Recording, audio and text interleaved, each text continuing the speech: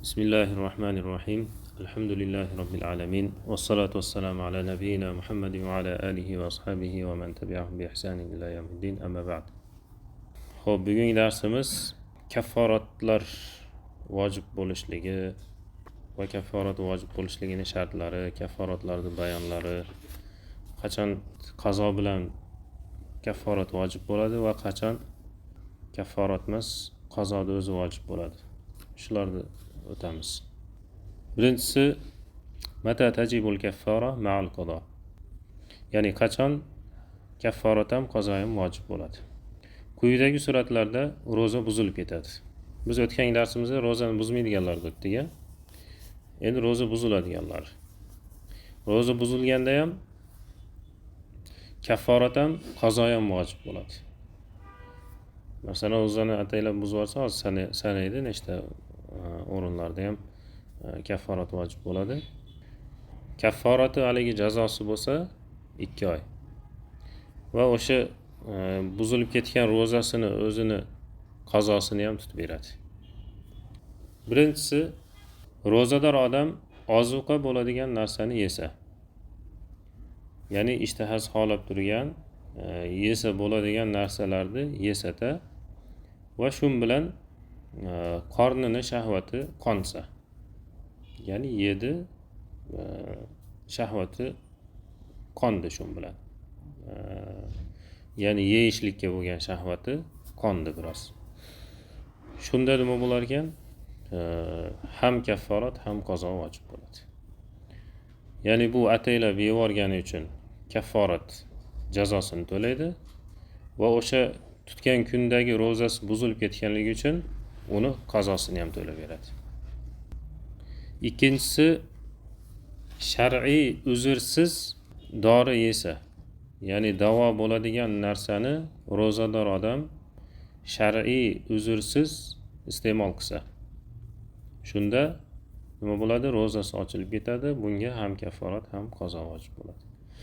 Uchinchisi, ro'zador odam suv ichib olsa yoki suvga o'xshagan ichiladigan narsalarni ichib olsa, sut bo'ladimi yoki sok bo'ladimi, shunga o'xshagan ichiladigan narsalarni ataylabdan ichib olsa. To'rtinchisi, jimo qilsa, ro'zador odam ro'zador holatida jimo qilib olsa, ham kafforat, ham qazo vojib bo'ladi. Beshinchisi,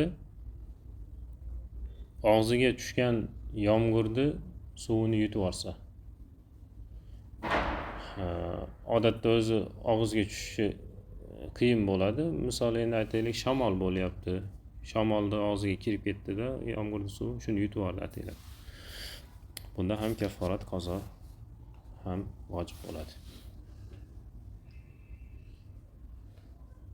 Oltinchisi, bug'doyni bitta donasini og'ziga solib turib, chaynab yutib olsa. Yettinchisi, o'sha bug'doyni donasini chaynamasdan butun bo'yicha yutib olsa. Bunda ham kafforat, ham qazo to'laydi. Sakkizinchisi, kunjutni bir donasini, bu ham kichkina bo'ladi, yo shunga o'xshagan kunjutni miqdoridagi donlar, sedanaya misol uchun, shunga o'xshagan narsalarni yutib olsa, ataylabdan tashqaridan olib turib yutib olsa, nima bo'lar ekan? Ham kafforat, ham qazo vojib bo'ladi. To'qqizinchisi, ozgina tuz yeb olsa, bunda ham kafforat, ham qazo vojib bo'ladi. 10-si, sigaret cheksa yoki chilim cheksa, nima bo'lar ekan? Ro'za ochilib ketadi. Ham kafforat, ham qazo to'laydi. 11-si, kessak yesa. Yeyiladigan ba'zi kesaklar bo'ladi-yu. Shunaqa kesakni yedi-da, lekin bu odam shu kesak yeyishlikka odatlangan. Ya'ni odatda bemalol yeyveradi. Demak, bu odamga oddiy holat, ya'ni bir narsani chaynab yegandaqa, ovqat yegandaka kesakni ham qasratib yeyveradi. Shu odamni nimasi? Ro'zasi ochiladi va bunga ham kafforat, ham qazo vojib bo'ladi. Endi mana shu kesakni yeyishlikka odatlanmagan odam bo'lsa, unda kafforat vojib bo'lmaydi. ya'ni umri bo'yida unaqa kessa yemagan odam, kessa yeb odatlanmagan odam bo'lsa, kessa yeb qo'ysa, unga kafforat vojib bo'lmaydi, lekin qazo vojib bo'ladi. Xo'p, demak mana shu 11 ta suratda ham kafforat, ham qazo to'laydi. Shularni ataylabdan qilib olsa. Xo'p, endi yangi mavzu. Kafforat vojib bo'lishlik shartlari. Quyidagi shartlar topilsa kafforat vojib bo'ladi, lozim bo'ladi. Birinchisi, yeb ichsa-yu bu fi adai Ramazon. Ramazon oyini ro'zasini tutayotgan holatida yeb ichvorsa. Ya'ni ro'zador odam Ramazonda ro'zasini tutayotgan bo'lsa, adoan bor, qadoan bor. Adoani Ramazonda o'zida tutayotgan ro'za. Shu Ramazonda o'zida yeb ichvorsa, kafforat vojib bo'lar ekan. Endi Ramazon oyidan boshqa oydagi ro'zalarda ataylab yeb ichvorib yoki yuqoridagi holatlar bo'ladigan bo'lsa, unda kafforat vojib bo'lmaydi. Ro'zasi buziladi, lekin kafforat vojib bo'lmaydi. Ramazondan boshqasida. Yana xuddi shuningdek Ramazonni qazosini tutyapti. Ya'ni Ramazon oyida emas, lekin Ramazon oyida qolib ketgan qarz ro'zalari bor. Shuni qazosini tutyapti. Shunda yuqoridagi holatlar sodir bo'ladigan bo'lsa, bunda ham kafforat vojib bo'lmaydi. Demak, qachon kafforat vojib bo'ladi ekan? Ramazonda ro'zasini adoan tutayotgan bo'lsa. Adoan ya'ni Ramazonda o'zida turib, Ramazon oyidagi ro'zani tutayotganda. Xo'p, endi mana shu yeb ichishlar. Qaranglar. Ikkinchisi, yeb ichishlar agar qasddan bo'lsa. Ataylabdan o'zi ro'za nafsini quli bo'lib yoki qandaydir nima deydi, ro'zasini buzib olish maqsadida ataylabdan yeb ichvorsa, nima bo'lar ekan? Kafforat vojib bo'lar ekan. Unutib yevorsa, ro'za buzilmaydi dediga, unutib esida yo'q yevorsa, ro'za buzilmaydi. Ataylabdan yesa, ro'zasi buziladi va bunga kafforat vojib bo'ladi. Uchinchisi, yeb ichishligida xato qiluvchi bo'lmasa. Xato qiluvchi bo'lmasa degani qanday? Qanday bo'ladi? Uni misolini masalan og'iz ocharda quyosh botmagan hali. Bilib turibdi. Quyosh botmagan vaqtini bilib turib chidamasdan yevoradigan bo'lsa, nima bo'ladi? Ro'zasi buzilib ketadi, kafforat vojib bo'ladi. Lekin gumon qildi. Quyosh botdi deb o'yladi. Botdi deb o'yladi, og'zini ochib yubordi. Keyin bilsa hali quyosh botmagan ekan. Bunda kafforat vojib bo'lmaydi. Ro'zasi buzilgan bo'ladi, o'rniga bitta qazo qilib beradi, lekin kafforat vojib bo'lmaydi. Ya'ni ataylabdan bilib turib qilsa-da. Xo'p, to'rtinchisi, yeb ichishlikka majbur bo'lib qolmasa. Ya'ni yeb ichishlikka majbur emas, lekin yevordi, ichivordi. Shunda kafforat vojib bo'ladi.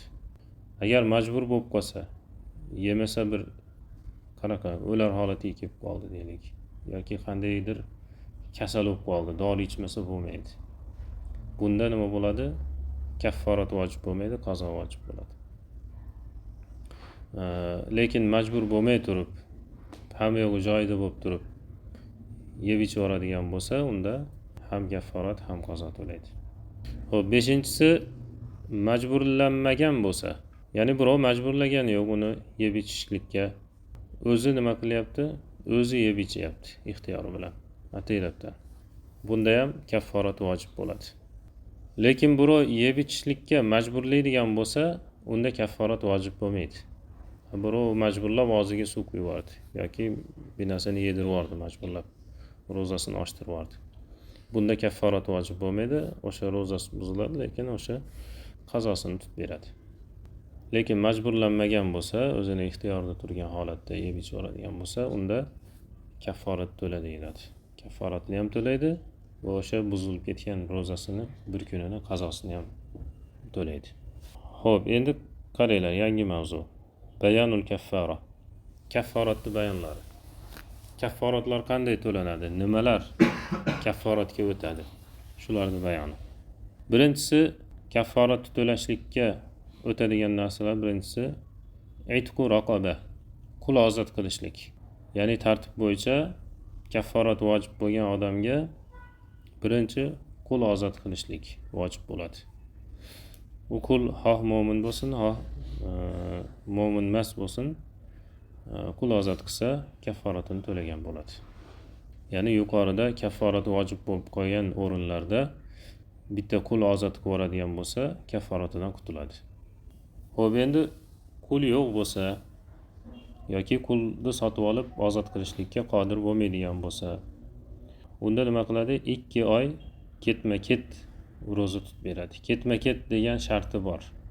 Ya'ni uzluksiz 2 oy roza tutib beradi. Agar 2 oy orasida uzilib qoladigan bo'lsa, yana boshqatdan boshlaydi. Mana shu 2 oy ketma-ket tutayotgan kafforat ro'zasi hayit kunlariga to'g'ri kelib qolish kerak emas. Chunki hayit kunlarida ro'za tutishlik harom deydi, joiz emas. Va ayyamut tashrik kunlari ham. Tashrik kunlari qaysilarida? Qurbon hayitdan keyingi 3 kun.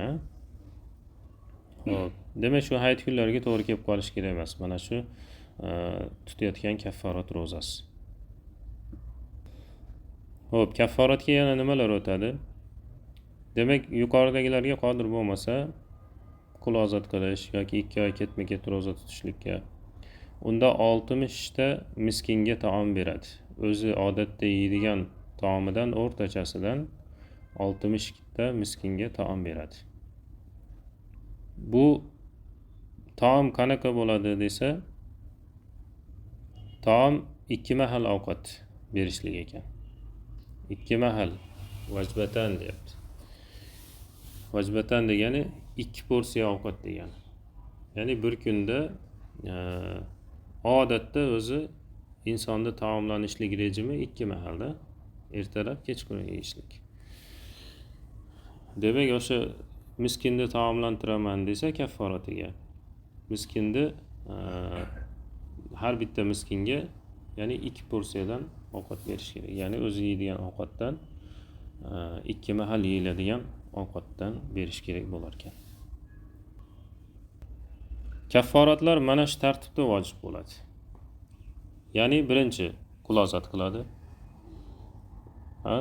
Qulni topolmasa yoki qulni sotib olib ozod qilishlikka qurbi yetmaydigan bo'lsa, 2 oy roza tutadi. Endi kimdir 2 oy roza, ketma-ket roza tutishga ham qodir bo'lmaydigan bo'lsa, unda 60 ta miskinni taomlantiradi. Har bir miskinga 2 porsiyadan ovqat beradi. Ya'ni 2 mahallik ovqatini beradi. Demak, mana shu tartibga ko'ra vojib bo'ladi. Demak, qul ozod qilishlikka qodir bo'lgan odamga nima deyilmaydi? 60 ta miskinni to'ydirib qo'y deyilmaydi. Yoki 2 oy roza tut deyilmaydi. Qulni ozod qil deyiladi. Xuddi shuningdek, ya'ni qolgan tartiblar ham shunday ketaveradi. Masalan, 2 oy roza tutishlikka qodir bo'lgan odamga 60 ta odamga ovqat berib qo'y deyilmaydi. Ro'zani tut deyiladi.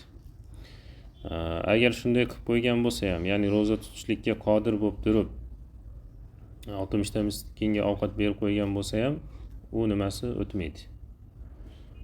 Bu odam qodirmi? Qodir bo'lganini qilish kerak. Roza tut deyiladi. Xo'p, endi qaranglar, mana bu miskinlarga taom beradi deyapmiz-ku.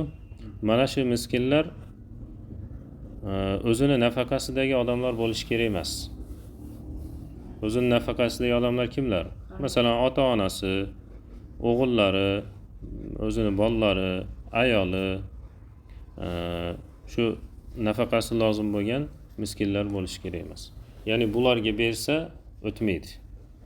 Ya'ni mana shulardan boshqa miskinlar bo'lishi kerak. Endi mana shu miskinlarga don bermoqchi bo'lsa, 2 mahal ovqat bersin dediku.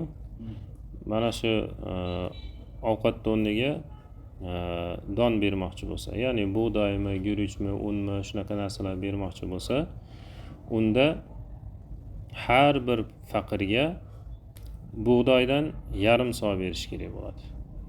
Yoki un, yarim so un. Yoki shu ikkalasini qiymatini beradi. yarim so qancha bo'ladi desa, o'zi 1 so 3 kilo 264 gram bo'lar ekan taxminan. Ya'ni yarim sosi shuni yarim bo'ladi. Qancha bo'ladi? 1 kilo 632. Ya'ni 1 kilo 650 gram deng. Bu eng oz miqdori. Bundan ziyoda qilib bersa, qancha ziyoda qilib bersa, o'zini ixtiyori. Bu eng oz miqdori. Demak, shunaqa bug'doy un beraman deydigan bo'lsa, har bir miskinga yarim sodan berish kerak ekan. Yarim so'miz, ya'ni kiloni hisobi bo'yicha 1 kilo 650 gram. 2 kilodan qilib beraman desa, 3 kilodan qilib beraman desa ham hech qanday ma'no yo'q. Ziyoda qilib bersa, o'zini ixtiyori xohlagancha ziyoda qilib beraveradi. Demak, bug'doy unidan yarim sodan beradi. Arpa yoki xurmo beraman deydigan bo'lsa, unda 1 so beradi. O'sha 3 kilo 264 dedikmi? 3 kilo 300 deylik bolani. Shuni beradi. Yoki shuni qiymatini beradi. Tushundinglar-a? Bug'doy yo un shunga o'xshagan narsalar bermoqchi bo'lsa, yarim so beradi. Arpa, xurmo beraman deydigan bo'lsa, 1 so beradi. Xo'p, demak kafforatlarni bayoni mana shu ekan. Ya'ni kafforat vojib bo'lgan odam shu ko'rinishda kafforatini to'lasa bo'lar ekan. Endi kafforat vojib bo'lmaydigan ko'rinishlar. Ya'ni ro'zasi buzilib ketsa, kafforat vojib bo'lmaydi, lekin qazoni o'zi vojib bo'ladigan holatlar. Quyidagi suratlarda ro'za buziladi, unga qazosi vojib bo'ladi, lekin kafforat vojib bo'lmaydi. Birinchisi, qaranglar. Ro'zador odam shar'iy uzrlar sabablik ro'zasini ochib olsa, ya'ni shariat ruxsat beradigan ko'rinishda shunaqa holatlarda ro'zasini ochib oladigan bo'lsa, bu odamga kafforat vojib bo'lmaydigan, qazosi vojib bo'lar ekan. Misol uchun safarga chiqdi. Safarda nima bo'ladi? Ro'zani farzligi soqit bo'ladi. Safar sabablik ro'zasini ochib oladigan bo'lsa, bunga kafforat to'laysan deyilmaydi ekan, balki o'sha ochib olgan kuniga bir kun qazo vojib bo'lar ekan. Yoki kasal bo'lib qoldida, dori ichish kerak bo'lib qoldi yoki qandaydir ro'zasini ochishlikka ehtiyoj bo'lib qoldi, shu kasalligi sabablik. Bunga ham kafforat vojib bo'lmaydi ekan. Homilador ayol ro'za tutuvdi, nima bo'ldi? Qiynalib qoldi. Yetkazib yuborishlikka ko'zi yetmadi. Bu ham ro'zasini ochib oladigan bo'lsa, kafforat vojib bo'lmaydi ekan, qazo vojib bo'lar ekan. Emizishlik ham uzr bo'lar ekan, qachonki bolaga yoki onaga zarar yetadigan bo'lsa. Shunaqa holatda ro'zasini ochib oladigan bo'lsa, kafforat vojib bo'lmaydi ekan. Hayz, nifos, ya'ni ayol kishi ro'za tutuvdi, ro'zador holatida hayzi kelib qoldi, yo nifosli bo'lib qoldi. Bunda ham kafforat to'la deyilmaydi, balki o'sha ya'ni ro'zasini yetkazmay turib hayz nifos kelib qoldimi, o'sha kun ro'zasi buzilgan hisob bo'ladi. Ya'ni o'sha kunlariga qazo qilib beradi. Al-ig'ma, hushidan ketib qolishlik. Ya'ni hushini yo'qotib qo'ydi bir inson, ro'za tutib oluvdi, hushidan ketib qoldida, demak buni ham ro'zasi ochilib ketar ekan, kafforat vojib bo'lmaydi, balki qazo vojib bo'ladi. Val junun, jinni bo'lib qolishlik. Bunda ham ro'za ochilar ekan, bu jinni bo'lib qolgan odamga ham kafforat emas, qazosi vojib bo'lar ekan. Yana kafforat emas, qazo o'zi vojib bo'ladigan suratlardan bittasi, ro'zador odam odatda yeyilmaydigan narsani yesa va o'sha narsani yeyishligi bilan nima deydi, haligi qornini shahvati qonmaydigan bo'lsa, Ya'ni yeyishlik shahvati qonmaydigan bo'lsa, o'sha yeyishligi bilan, ya'ni bir narsa yeganday bo'lmasa, ya'ni odatda yeyilmaydigan narsani yeb qo'ydi. Misol uchun shar'iy uzr sabablik dori iste'mol qildi. Dori yedi. Ya'ni kasal edi, dori yemasa bo'lmas edi. Dorini yeb qo'ydida, odatda dori nima, ovqat o'rnida yeyiladigan narsa emas. Bir uzr sababli yedi. Bu odamning nimasi, ro'zasi ochilar ekan, kafforat emas, qazo vojib bo'lar ekan. Unni yedi. Un odatda yeyiladigan narsa emas va uni bir xamir qilib bir narsa pishirib yeyiladigan narsa. Demak, unni yeb qo'ygan odamga ham kafforat vojib bo'lmaydi, qazo vojib bo'lar ekan. Va xamirni yeb qo'ydi. Xamir yeyiladigan narsa emas u odatda. Xamirda xom holatida. Wal milhil kasir duf'atan wahidatan. Ko'p tuz yevordi.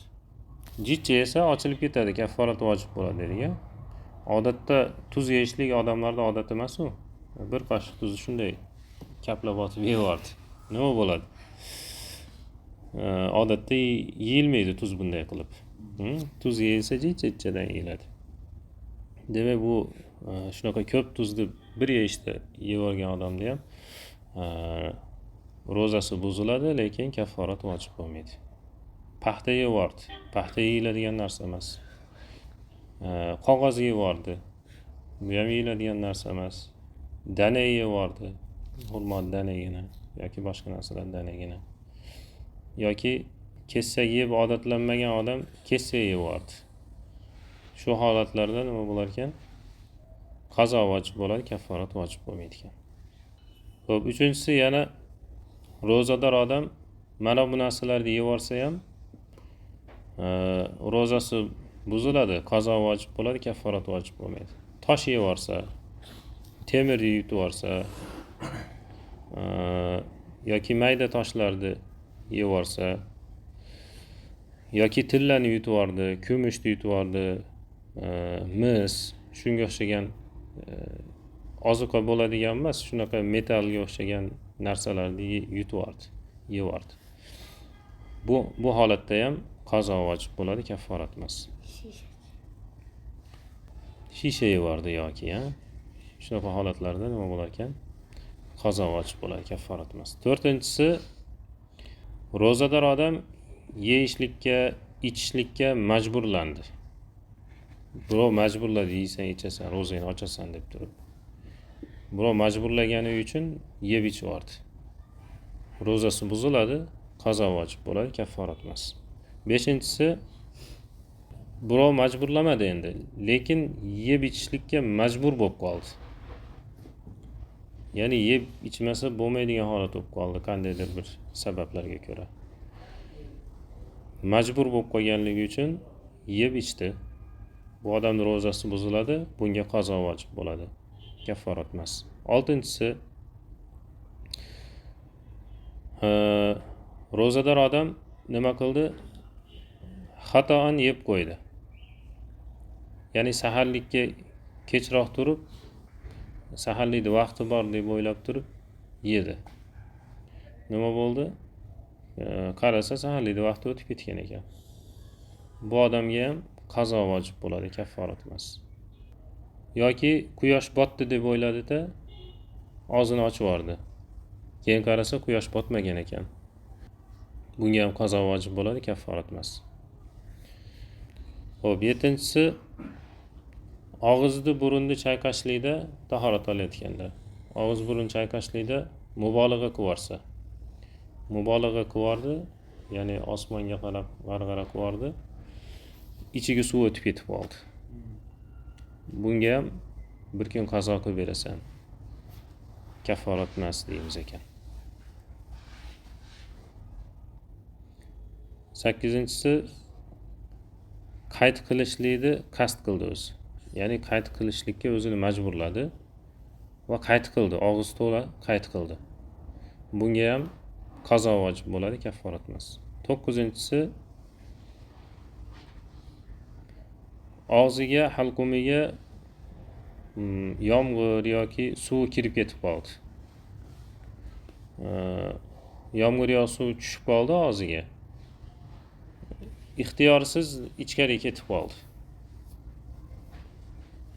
O'zi xohlamagan holatda nima bo'ldi? Ichkariga ketib qoldi. Bu odamda ham ro'zasi ochildi.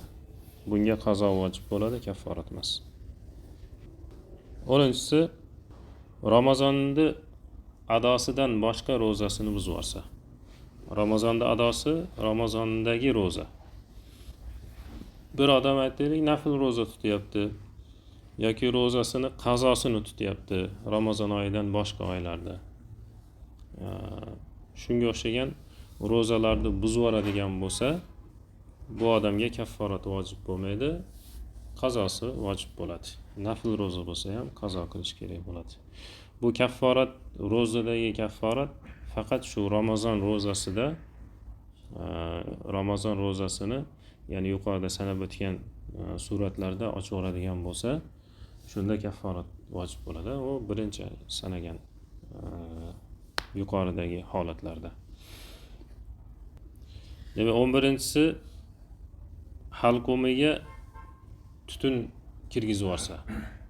Ya'ni o'zi ataylabdan halqumiga tutun kirgizib oldi. Og'zini ochibmi yo tutun tortib yubordimi? Bunda ham ro'zasi ochilib ketar ekan, qazo vojib bo'ladi, kafforat emas. Xo'p, 12-si tishini orasida taom qolib ketgan ekan. Bu nohadchalik narsa ekan.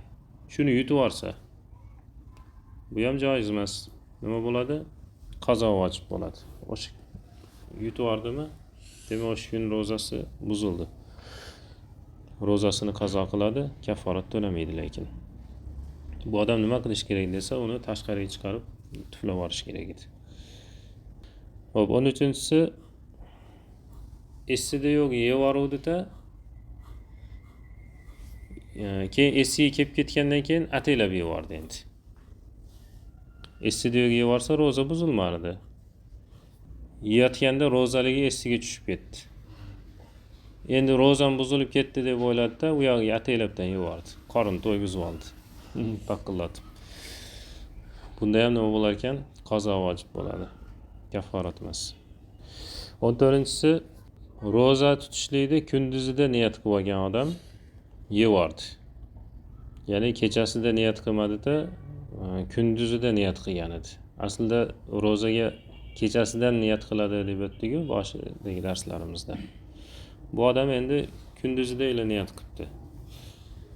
Shu ro'zasini buzib yubordi endi, yevordi, ichib oldi. Bu odamga ham qazo vojib bo'ladi, kafforat emas. Xo'p, endi 15-si musofir odam safarda bir joyda muqimlikni niyat qilib oldi. O'zi musofir edi, ro'zador. Endi bir joyga kelib muqimlikni niyat qilib oldi-da, keyin ro'zasini buzib yubordi, yevordi bir narsa. Ro'zasi buzildi bu odamning. Bu odamga ham qazo vojib, kafforat emas. 16-si endi muqim odam safar qilsa. Ro'zador odam o'zini shahrida edi, safarga chiqib ketdi. Keyin safarda ro'zasini ochib yubordi. Bu odamga ham qazo vojib bo'ladi, kafforat emas. 17-si bir odam ro'zani ham iftorni ham niyat qilmasdan, ya'ni na bir ro'za tutishlikni niyat qildi, na ro'za tutmaslikni niyat qildi. Lekin kun bo'yi yemay ichmay yurdi. Yemay ichmay yurdi. Bu odamda ham nima ekan? Ro'zasi ro'za emas. Ya'ni niyatsiz ro'za tutdi. Bu odam ham o'sha agar Ramazonda adosida bo'lsa, nima qiladi? O'sha kuniga boshqa ro'za tutib beradi. 18-si qulog'iga suv tomizsa yoki yog' tomizadigan bo'lsa qulog'iga, nima ekan? Ro'zasi ochilib ketar ekan. Aslida bu masala jicha ixtilofli masala ekan. Ochilmaydi, agar quloq pardasi butun bo'lsa ochilmaydi degan ulamolar ham bor ekan. Lekin qulog'iga yog' tomizadigan bo'lsa ochilib ketadi degan ulamolar bor ekan. Ba'zi ulamolar ehtiyot shartdan qazo qilib bergani yaxshi deyishar ekan. Abu Hanifa ham shu nima qulog'iga yog' tomizsa yo suv tomizsa ochiladi deydi ekan. Demak, quloqqa o'sha dori tomizish yo yog', suv tomizishlik nima qilar ekan, ro'zani ochib yuborar ekan. Qazo tutib beradi, kafforati vojib bo'lmaydi. Endi mana burniga dori quyadigan bo'lsa, burniga dori quysa, bunda ham ro'za ochilar ekan, bunga ham qazo vojib bo'ladi, kafforat emas. 20-chisi qornidagi jarohatni davolasa, ya'ni qornidagi jarohatga dori quydi yoki dimog'idagi jarohat, dimoqni bilamiz, mana bu burunni bo'shligi, burunning ichidagi bo'shlik. Shu jarohatni davolaydigan bo'lsa, o'sha dori ichiga o'tib ketsa, burunga dori quyganingizda ichingizga o'tib ketadigan bo'lsa, qorinni jarohati qanaqa desa, qorinning ichidagi jarohat bo'lsa, ustidagi jarohatga dori qilsa ochilmaydi. Qorinning ichida qanday jarohat bo'lsa, o'sha ichiga dori quyib yuboradigan bo'lsa, ichiga o'tib ketsa, shunda ro'za ochilib ketar ekan. Bu odamga ham qazo vojib bo'ladi, kafforat vojib bo'lmaydi. Endi qaranglar, mana shu 20 ta surat. Shu ko'rinishlarda mana shu sabablar tufayli ro'zasi ochilib ketsa, kimnidir ro'zasi buzilib ketsa, ya'ni Ramazon ro'zasi mana yuqorida sanab o'tgan suratlarda ro'zasi buzilib ketadigan bo'lsa, shu odamlar qolgan kunini yemasdan, ichmasdan nimagacha, iftor vaqtigacha yemay ichmay qolgan kunini yetkazib qo'ysin. Ta'ziman li hurmat shahr Ramazon. Ramazon oyini hurmatidan qolgan kunini yetkazib qo'ysin deyapti. Ya'ni bo'ldi, endi ro'zam buzilib ketdi deb turib yeb ichib bemalol yuravermasdan deyapti-da. Balki Ramazonda hurmatidan yemasdan, ichmasdan oxiriga yetkazib qo'ysin o'sha kunni. Keyin baribir nima qiladi? Qazo qilib beradi. Ro'za chiqqandan keyin o'sha kuniga qazo qilib beradi. Subhanakallohumma va bihamdik ashhadu an la ilaha illa anta astaghfiruka va atubu ilayk.